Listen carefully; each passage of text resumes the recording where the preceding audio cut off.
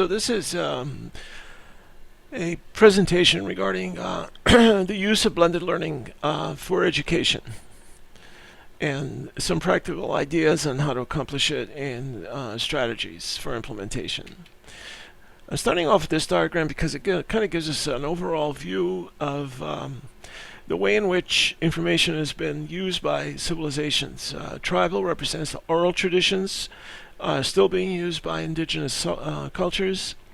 Scribe is the written tradition, and print is the invention of the printing press, and in 21st century we're moving to digital. And the digital change should be looked at as representing all of our civilization, not just printed material becoming ebooks, but education, the economy, finance, entertainment, and so on.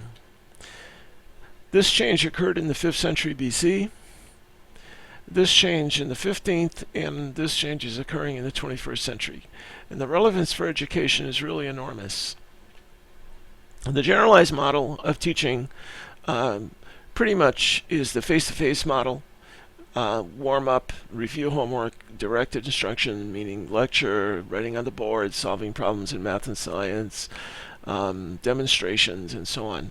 Guided practice, and then assigned homework. In the flipped or reverse model, content's presented online. We offload text, lecture, and so on to an online model. Face-to-face is still used. We're not suggesting that the classroom be not part of this at all. I'm still looking at a model where classroom is used for 100% of the scheduled time because you're using it to do other things, not substituting online. Working memory allows for the complex cognitive tasks that you bring to a classroom. This is how you understand, this is how you learn, and this is what's responsible for getting understanding into your brain. Working memory can be overloaded. Extraneous loads that are going on in the environment, information or intrinsic load, too much information, don't have the capacity to process it so that you understand it. You're taking notes, you're listening. So when there is cognitive overload, this prevents information from entering the brain. Cognitive load management helps people learn. And so we're offloading all of our stuff to an online presentation to help with classroom overload. And you direct attention to these presentations with pre-quizzes, which you also make available online. You increase user interactivity and control by allowing for multiple playbacks and rewinds, and it increases retention and allows student interaction.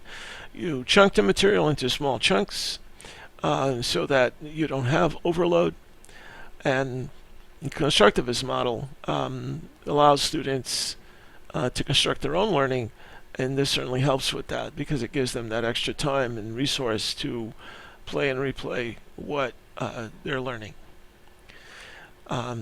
In this model, you direct the student's attention to screencasts using pre-quizzes, which you design in Google Docs or Forms or the learning management system.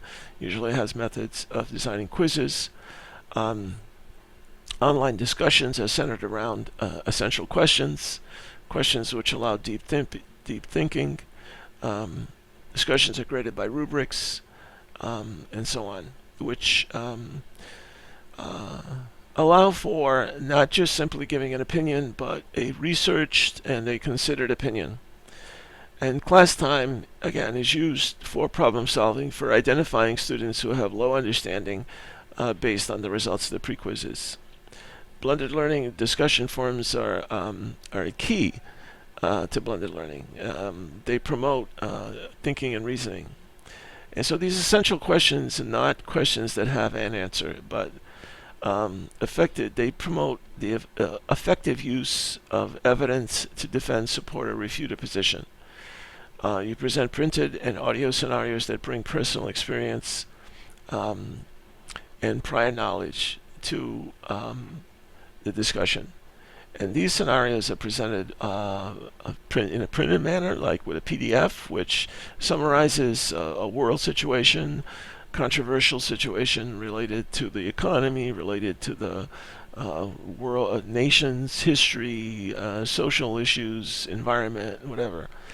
But you also include an oral presentation of this, which you as a teacher, or you can find something that's relevant on YouTube or some other source. So the model then becomes annotate, screencast, provide for reflection and for understanding, and share. And the sharing is done by the screencast being made public on YouTube or Vimeo or a video hosting site, which you can then embed into the learning management system. So Google Docs can be used for sharing documents, pre-quizzes, student authorship with sharing resources. All of this can be done in Google Docs. The learning management system can integrate Google Docs so that you never have to leave that management system in order to use the docs. Screencasting is done by the teacher to promote learning by placing lectures, problem solutions, all kinds of things online for continuous playback, rewinds, and so on. Haiku, the learning management system, provides for easy embedding of the web so that the management system allows you to place all of these activities into organized system on the web. VoiceThreads is a site that allows you to create a video, audio, printed document which can be viewed, listened to, and then comments can be attached to that by students who have questions or who are asked to comment in an oral discussion to synthesize their thoughts. General question forums are for student teacher questions or student questions. So they're part of the LMS system. Synchronous chat, if you wanted to do that, provides for evening office hours, maybe an hour a week. And screencasting really is an incredibly powerful tool for implementing the reverse classroom and blended learning. A proposed strategy is that leadership needs to come from the administration to allow teachers to take advantage of opportunities, encourage the use of these models.